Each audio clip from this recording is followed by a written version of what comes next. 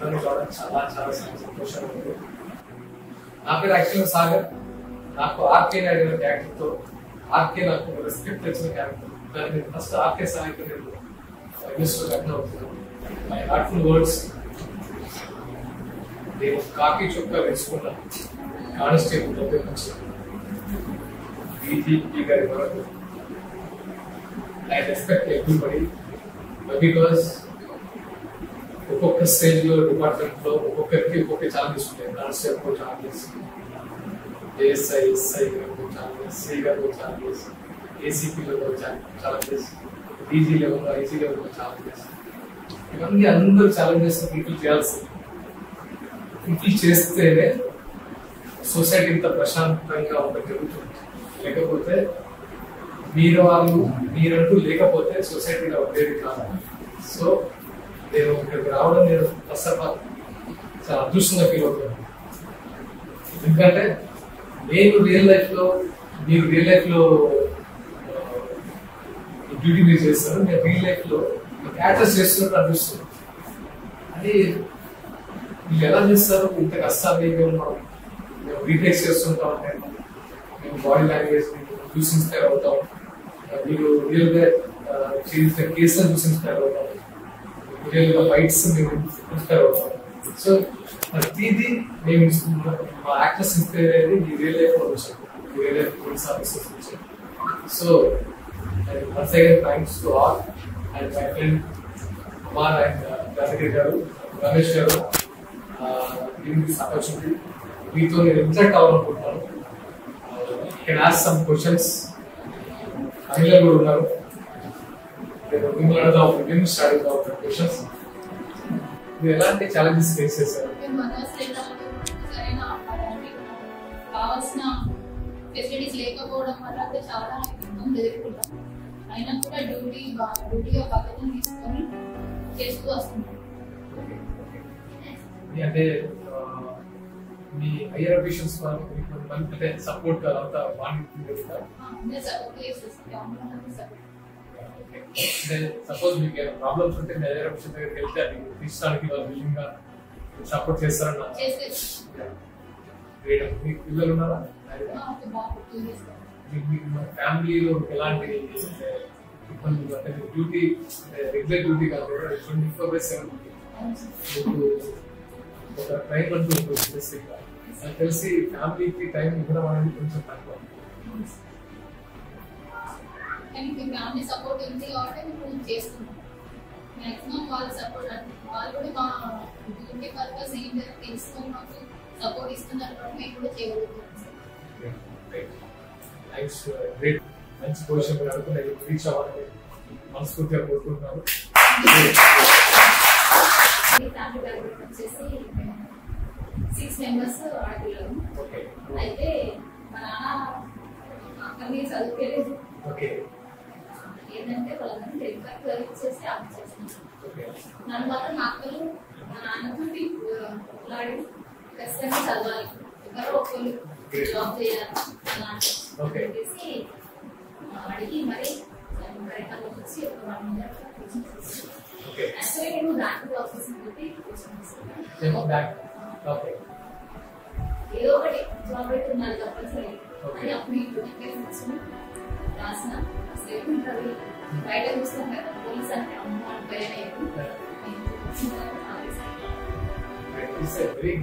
Respectable job. అంటే society మొత్తం ఎవరు చెప్పినా సరే రెస్పెక్ట్ ఉన్న జాబ్ అంటే హెల్ప్ చేయాలన్నా ఏదంటే ఇంకేదన్నా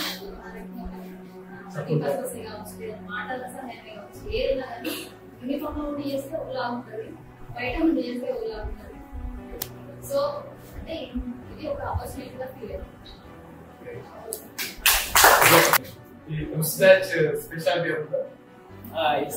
నా పేరు రమేష్.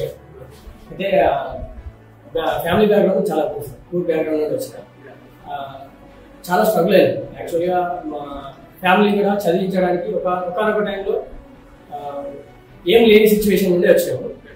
మళ్ళీ ఇంకోటి మేము జాబ్ సంపాదించినప్పుడు కూడా చిన్న ఏజ్. ఇప్పుడు కూడా నన్ను చూస్తే నేను ఇప్పుడు యూనిఫామ్ లో ఉన్నా కాబట్టి నన్ను ఒక గంభీరంలో అందరు గుర్తుపడతారు, కానీ బయట సొసైటీకి వెళ్తే నేను మఫ్టీలో ఉంటే నన్ను ఎవరు పోలీసులు రికగ్నైజ్ చేయరు, ఎందుకంటే చిన్న పిల్లవాడు అనే ఫీలింగ్ లోనే ఉంటుంది. అందుకే మీరు అన్నట్టు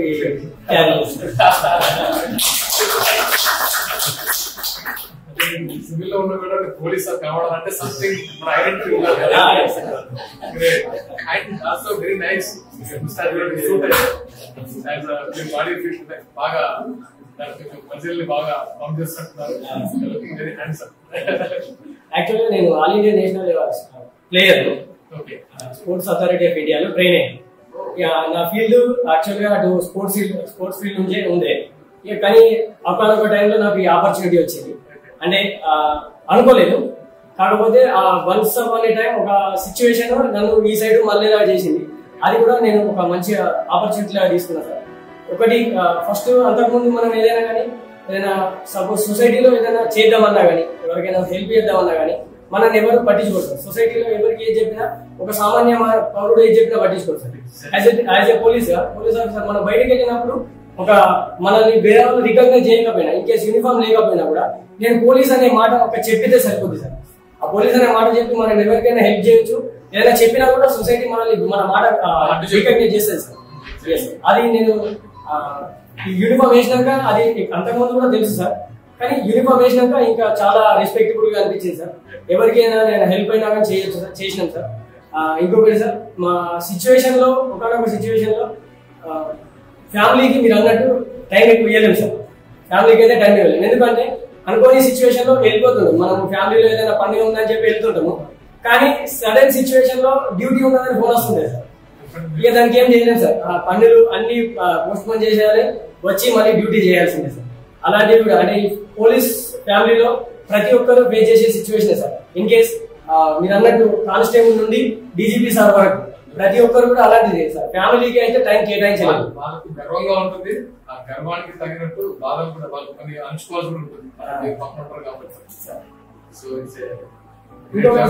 ఈ సిచ్యువేషన్ ఇప్పుడు మేము అనుకుంటాము ఫ్యామిలీతోనే ఉండాలని అనుకుంటాము, అనుకునే టైంలో ఫోన్ వచ్చినప్పుడు కూడా దాన్ని ఒక రెస్పాన్సిబిలిటీగా తీసుకుంటాం సార్. ఎందుకంటే ఇన్ కేసు మాకు సడన్ గా డ్యూటీ పడ్డది అంటే అక్కడ ఏదో ఇబ్బంది ఉన్నదనే సిచ్యువేషన్ మాకు అర్థమై ఉంటుంది.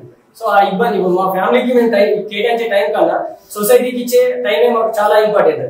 సో పార్టీలో జాయిన్ అయిన రోజే తెలియకుండా ఒంటి మీద యూనిఫామ్ పడిన రోజే మీరు మీ గురించి ఆలోచన మర్చిపోతారని నా ఉద్దేశం. Yes sir. ఐ థింక్ ఎందుకంటే నేను చాలా మంది ఆఫీసర్స్ కలిసాను, సేమ్ లైక్ అంటే ఏ స్టేజ్ అయినా సరే, ఎస్ఐ అయినా సిఐ అయినా ఏ స్టేజ్ అయినా సరే, వాళ్ళు ఒంటి మీద యూనిఫామ్ పడిన వాళ్ళు సర్వీస్ ఓరియంట్ లోకి వెళ్ళిపోయి వాళ్ళ లైఫ్ నడుచుకుంటారు. First society, after that family, after that you. దీనికి ఒక రీజన్ ఉంది సార్. ఒకసారి మేము సెలెక్ట్ అయినాక మేము ట్రైనింగ్ ఇన్స్టిట్యూట్ లో అడుగుపెట్టిన ఫస్ట్ రోజు నుంచే మమ్మల్ని మా ట్రైనర్స్ అదే రకంగా మమ్మల్ని కంటిన్యూ చేయిస్తారు సార్. అంటే మాకు ట్రైన్ చేయించడమే మాకు ఒక 1 year లేదా 9 months పీరియడ్ ఉంటుంది సార్. ఆ పీరియడ్ లో మీరు అన్న విధంగానే మమ్మల్ని మోల్డ్ చేసేస్తారు సార్. సో అప్పటి నుంచి మాకు అది అలవాటు అయిపోతుంది. ఇక బయటకు వచ్చినాక కంప్లీట్ మేము ఒక పోలీస్ మ్యాన్ లాగా మీరు అన్న విధంగానే తెలియకుండానే అట్లా మారిపోతుంటాం. It's my personal experience. Share చేసుకుంటాను. When I am doing Arcane character 2009 వరకు చేశాను. గుర్తుందని నేను ఒక రోజు యూనిఫామ్ తెచ్చారు. ఫస్ట్ యూనిఫామ్ తెచ్చి కాస్ట్యూమ్ లో పెట్టారు. అప్పుడు మన క్లాస్ మన బాగుండే నేనే అలా ఫీల్ అవుతాయి. ఇయర్స్ టుగెదర్ మీరు సర్వీస్ చేస్తుంటే మీకు ఎంత ధైర్యం అంటే ఆ యూనిఫామ్ వేసుకున్న ధైర్యం లోపల నుంచి అలా పెట్టగాలి. ఎవడైనా సరే అవుతున్నాడు అనే ఫీలింగ్ వస్తుందా నా పక్కన చూడండి. అండ్ దాని సస్పెన్షన్ వచ్చింది ఎపిసోడ్ ఉంటుంది. అది తీసేసి అంటే యూనిఫామ్ వదిలేసారు ఆ సస్పెన్షన్. అది వదిలేసినప్పుడు నేను ఒక 1 week to 10 days నేను యూనిఫామ్ వేసుకోకూడదు. అలాగే నేను చాలా అప్సెట్ అయ్యాను. యూనిఫామ్ లేకపోతే కనబడుతున్నాయి కాదు వాళ్ళు ఏం లేదు. అలాంటిది చిన్న అంటే అఫ్కోర్స్ మీకు అలాంటి ఏమున్నాయంటే మీరు తప్పు ఉండొచ్చు, లేకపోతే అవతల తప్పు ఉండొచ్చు, లేకపోతే డిపార్ట్మెంట్ రకరకాల జరుగుతుంటాయి ఇష్యూస్. అలాంటి సందర్భంలో మీరు ఎలా ఫీల్ అవుతారు? మీ పనిష్మెంట్ ఎలా ఉంటుంది కదా. అక్కడ టైంలో ఒక పోలీస్ ఆఫీసర్ ఎప్పుడు కూడా తన లైఫ్ మొత్తం పోలీస్ ఆఫీసర్ గానే ఊహించుకుంటాడు సార్. ఒక్కసారి తన మీద యూనిఫామ్ లేదు అనే ఫీలింగ్ ఇక తను ఇక తనకు లైఫ్ లేదనే ఫీలింగ్ వెళ్ళిపోతుంది సార్. ఎందుకంటే without uniform we can imagine our self అంతే సార్. అది మాకు చాలా బాగా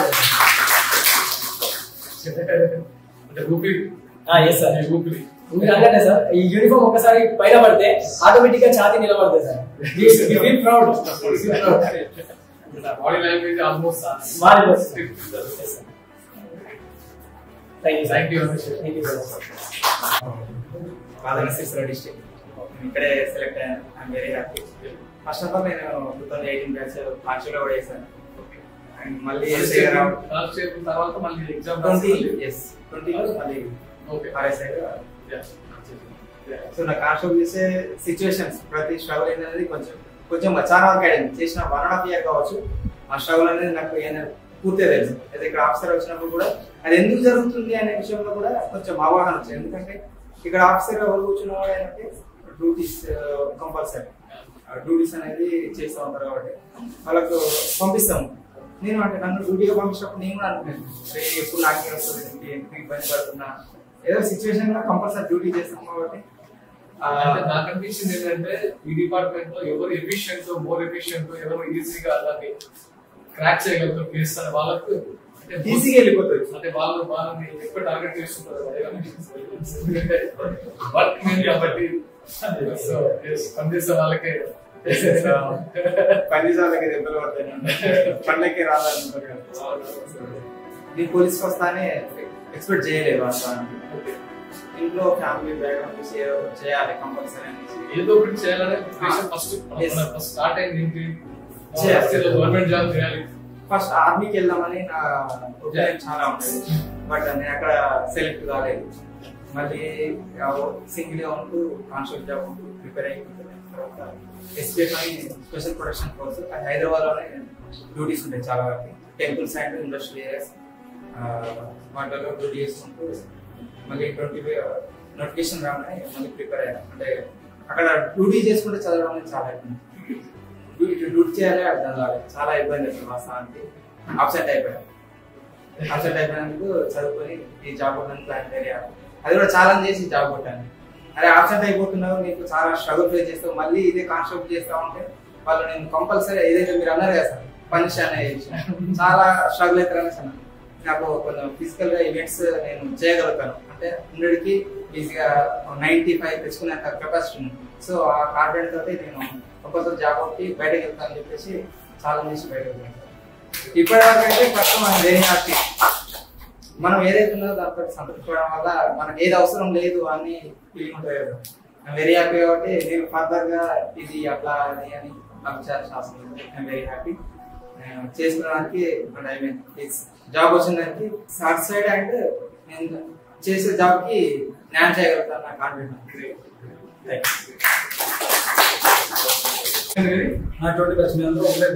అందరూ అంటే ఒకటే బ్యాచ్ అందరూ అయ్యారా? నాకు అంటే ఎప్పుడు మేము సినిమాల్లో మేము ఎలా ఉంటుందంటే ఒక పోలీస్ ఆఫీసర్ ఎంటర్ అయినట్టు ఇలా ఉంటుంది. ఆ లోకల్ రౌడీ షీట్ లేకపోతే మేము రాసుకున్నాం కాబట్టి మామూలుగా తెలిసింది. And political pressure me life లో మీరు ఆఫీసర్స్ రావడం ఎస్పెషల్లీ స్టేషన్ ఇన్ఛార్జ్ ఎక్కువ పొలిటికల్ ప్రెజర్ అంటే ఎస్ఐ స్టేషన్ నుంచి ఈ పొలిటికల్ ప్రెజర్స్ ఏమైనా ఉన్నప్పుడు మీరు ఎలా దాన్ని సాల్వ్ చేయగలుగుతారు? అంటే వాళ్ళకు పొలిటికల్ ప్రెజర్ వాళ్ళకి సపోజ్ వాళ్ళ మనుషులు అంటే వాళ్ళకి ఎలా మీరు సర్వీస్ చెప్పి మీ కేసుని ముందుకు తీసుకెళ్తారు? సపోజ్ ఒక వ్యక్తికి ఎలా న్యాయం చేయగలుగుతారు? ఉంటుంది సార్. కాకపోతే మరి ఏఆర్ సివిల్ వాళ్ళకి చాలా ఉంటుంది. మా ఫ్రెండ్స్ కూడా చూస్తా ఉంటాం. బయట సొసైటీలో ఉంటాం కాబట్టి మనం సివిలియన్స్ కి మనం ఎంతో కొంత వాళ్ళు కష్టాల్లో ఉంటారు కదా సార్, వాళ్ళకి హెల్ప్ చేయాలని ఉంటుంది. మీరు ఉన్నదైనా బయట ప్రెషర్స్ కూడా రౌండ్ షీటర్స్ నుంచి కానీ కూడా ఎంతో కొంత ఉంటాయి. అన్నిటిని బ్యాలెన్స్ చేసుకుంటూ ఫ్యామిలీ లైఫ్ బ్యాలెన్స్ చేసుకుంటూ యూజ్ చేస్తాం. మీరు ఎప్పుడైనా హెల్ప్ చేయాలనుకుంటే హెల్ప్ చేయని సిచ్యువేషన్ క్రియేట్ అయ్యేప్పుడు అప్పుడు మీ ప్లేస్ లో ఎలాంటి ఫీలింగ్ ఉంటుంది? హెల్ప్ చేయలేకపోతున్నాను బాధ ఎలాంటి డ్యూటీ మీద అంటే పాజిటివ్ నెగిటివ్ సైడ్ చాలా సార్లు అంటే అందరికీ ఒక ఎక్స్పీరియన్స్ ఉంటుంది చేయలేకపోతున్నాం అంటే చేయలేని సిచ్యువేషన్స్ క్రియేట్ అవుతాయి. వసంత లాంటి గ్రూప్లో వెళ్ళినప్పుడు ఏదైనా మాటలకు సంబంధించిన జరిగిన వాస్తవంగా జెన్యూనిటీ ఎలా ఉంటుందంటే ఆ ఫీలింగ్గా వాస్తవంగా అక్యూజ్డ్ అయినప్పుడు కొంచెం ప్రోద్బలంతో కానీ డబ్బు ఉన్నటువంటి అహంకారంతో కావచ్చు, అంటే అంగబలం కావచ్చు, ధనబలం కావచ్చు సందర్భాలు. బట్ మేము అక్కడ నాగాడ సిచ్యువేషన్ క్లాసెస్ అయిపోవడం వాళ్ళ నుంచి వచ్చే రెస్పాన్స్ ఉండి మనం ఏం చేస్తున్నామంటే అక్కడ నాగాడ ప్రొటెక్షన్ చేయాలని ఉద్దేశం మనం చూస్తాం. కానీ ఆ సిచ్యువేషన్ ఏమనిపించిందంటే పోలీసులకు కావాల్సింది ఏంటంటే మా దగ్గర న్యాయం ఎవరు లేకున్నది నలుగురు ఏ విధంగా మనం చెప్తున్నారు సపోర్ట్ చేస్తున్నది మాత్రం మనం చూడగలుగుతాం. అటువంటి ఇన్ఫెక్షన్ కనుక మనం చేయగలుగుతాం. నలుగురు చెప్పింది మాత్రం మనం వినగలుగుతాం. కానీ విన్నాక వాస్తవాన్ని కనుక మనం గ్రహించలేదు. ఎందుకంటే మనకు కావాల్సింది అంటే సాక్ష్యాలు కోర్టు కూడా మనం ప్రొడ్యూస్ చేసేది నలుగురు సాక్ష్యాలను ప్రొడ్యూస్ చేస్తాం. నలుగురు సాక్ష్యాలు చెప్పినటువంటి విషయాలను మాత్రమే కోర్టు అనేది పరిగణలోకి తీసుకుంటుంది. అయితే దాన్ని మేము బేస్ చేసుకొని ఆ రికార్డును రాస్తారు, కోర్టు ప్రొడ్యూస్ చేస్తారు. దాని మీద మనం జస్టిస్ అనేది ఇప్పుడు రావడం. కానీ ఇందాక మనకు అక్కడ ఫీలింగ్ ఉన్నప్పుడు మనం అక్కడ పోయిన సందర్భం ఏంటంటే న్యాయం చెప్పడానికి మిగతా ఎవరు రాదు. ఎందుకంటే అనుకున్నటువంటి రాజకీయ ప్రోద్బలం కావచ్చు, అనుకున్నటువంటి డబ్బు బలం కావచ్చు, ధనబలంతో నేను చేస్తాను ఎప్పుడు కూడా న్యాయం చెప్పాడు. బాధితులు కూడా ఎప్పుడు కూడా న్యాయం చెప్పాడు. అతనికి అన్యాయం జరుగుతుందనే ఫీలింగ్ మాలో ఉంటుంది. బట్ ఏంటంటే మేము దాన్ని న్యాయం చేయలేము. ఎందుకంటే న్యాయం చేయాలంటే కోర్టు బట్ ఆ ఫీలింగ్ అప్పుడు మనకి ఏమనిపిస్తుంది అంటే అసలైనటువంటి నిజమైనటువంటి ఆ బాధితులు ఎవరైతే అన్యాయం అవుతుందని మా ఇందర ఫీలింగ్ ఉంటుంది. కానీ ప్రత్యక్షంగా ఏంటంటే మేము చేయలేదు. హెల్ప్లెస్ సిచ్యువేషన్ ఉంటుంది. బట్ ఏదైనా కోర్టు కావాల్సింది ఏంటంటే సాక్ష్యదారులు కానీ వాళ్ళే కావాలి, అదే ఉంటుంది. ఆ ఉద్దేశం ఏంటంటే మా కూడా ఇన్ఫార్మ్ చేసుకుంటే న్యాయం చేయడానికి పరిస్థితి ఆ బాధితునికి ఎవరు కూడా ముందు వచ్చి చేయలేడు కదా. మేము పోలీసులు ఇన్ఫార్మ్ ఏంటంటే అక్కడ డ్యూటీలో ఉన్నాడు. కానీ డ్యూటీలో ఉన్నాడు ఎంత చెప్పినా కానీ కోర్టు ముందు కనుక అది ఎప్పుడు కూడా అది కన్ఫెషన్ స్టేట్మెంట్ అనేది కాదు. కన్ఫెషన్ దాని కోర్టు కానీ అంగీకరించి ఎవరు చెప్పాలి లైవ్ విట్నెసెస్ ఎవరైతుందో కోర్టు చెప్పినప్పుడు మాత్రమే ఆ బాధితునికి న్యాయం జరుగుతుంది. కానీ ఆ బాధితునికి న్యాయం జరగాలంటే కనుక విట్నెసెస్ ఎవరు చెప్తారంటే బాధితునికి చెప్పారు. అక్యూజ్డ్ పరంగా మాత్రమే ఉంటారు. కాబట్టి అక్యూజ్డ్ ఇక్కడ కోర్టు నుంచి అన్ని వీక్ కోవడానికి కారణం ఏంటంటే అక్యూజ్డ్ పరంగా తను ఉన్నటువంటి వాళ్ళనే చెప్పలేని సిచ్యువేషన్ ఉంటుంది. కాబట్టి బాధితులు అన్యాయం జరుగుతుంది. పోలీసులు మేము వేసుకున్నాం కాబట్టి ఉంటాయి న్యాయం అలాంటి ఉండే సందర్భం వాళ్ళని ఏం చేయాలి. ఎందుకంటే చట్టం కాబట్టి చెప్పలేని సిచ్యువేషన్ మన మనసులో ఉంటుంది, బాధ ఉంటుంది. ఖచ్చితంగా మనం కలిసి కలుస్తారు. కానీ మనతో ఏదైనా సహాయం చేయగలరు. న్యాయపరంగా మాత్రం సలహా మాత్రం ఇవ్వగలరు. ఇట్లా వెళ్ళి ఇట్లా ఎందుకంటే మీకు ఎవిడెన్స్ ప్రధానంగా ఉంటుంది. మామూలు ఎవిడెన్స్ మాత్రం ప్రొడ్యూస్ చేసి చెప్పగలుగుతాం. మ్యాక్సిమం 99% అలాంటి వాళ్ళకి వస్తుంది. ఎందుకంటే అది ఎవిడెన్స్ లేటెస్ట్ మనం చూసుకున్న టెక్నికల్ ఎవిడెన్స్ సంబంధించి దాని పరంగా అందుకని ఎవరు కూడా ఈ బాధితులు ఎవరు కూడా మనకి అన్యాయంగా జరగదు. అందుకే ఒక కోర్టు మూట ఉంటుంది. 100 మంది బాధితులు నిర్దోషులు లేదా దోషులు తప్పించుకున్నామని కానీ ఒక నిర్దోష అంటోడు తప్పించుకోవడానికి ఒక కాన్సెప్ట్ ఏంటంటే టెక్నికల్ ఎవిడెన్స్ కూడా మనం కోర్టు మంది తీసుకొచ్చాం. ఎందుకు అంగబలం ఉన్న వానికి డబ్బు బలం ఉన్నోడు ఎవరైతే కనుక వాళ్ళ డిస్కస్ విట్నెసెస్ చెప్తుందో అది కాకుండా కనుక పోలీస్ పరంగా మీట్ చేసేవాళ్ళు ఏం చేస్తామో టెక్నికల్ ఎవిడెన్స్ కూడా సైంటిఫిక్ ఎవిడెన్స్ తీసుకుని కూడా బాధితులకు న్యాయం చేసే పని మాత్రం చేయగలుగుతాం. ఒక పోలీస్ డిపార్ట్మెంట్ మీద ఒక సినిమా చూస్తున్నాం. ద 100 అంటే మీరు ఏమొస్తారు ఏమనుకుంటున్నారు? పోలీస్ డిపార్ట్మెంట్ లో పెట్టింది 100 అనగానే ఏ ఆపదలో ఉన్నా కూడా 100 అనే డయల్ చేస్తే ఎట్ ఏ టైం నుండి మీ యొక్క సమస్యలు కూడా పరిష్కరించడానికి మేము ఎల్లవెల్ల అడిగి ఉన్నామని చెప్పి పెట్టినప్పుడు ఆన్సర్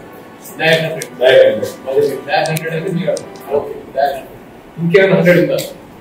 100% అనేది ఒక లింక్ ఉంటుంది. కొంతమందికి వర్క్ 200% చేసిన 300 చేసినాడు నాట అది ఎవరికి క్లోజ్ 100 ఫిక్స్ 100% అనేది ఇట్స్ ద ఫైనల్ అనేది నా 100 అంటే ఎమర్జెన్సీ మనీ కానీ ఇవరే కానీ ఎనీ టైం 24/7 పగలు రాత్రి ఏ తేడా లేకుండా 100% తయారు చేస్తాము. అంటే మీకు భాషలో తయారు చేస్తామంటే వితిన్ 10 to 20 minutes పోలీస్ అంటే మీరు అనుకున్నది డైలీ 100 అట్లా ఆమెకి వెళ్ళాలి. ఇందాక సారా చాలా మంది దోషులు తప్పించుకున్న పర్లేదు కానీ ఒక నిర్దోషి శిక్ష పడతారనే ఉద్దేశం న్యాయపరంగా 100 అనే ఫీలింగే ఒక హెల్ప్ ఆ వారికి ఒక సహాయం కావాలి అనే ఫీలింగ్ అయితే 100లో కనిపిస్తుంది.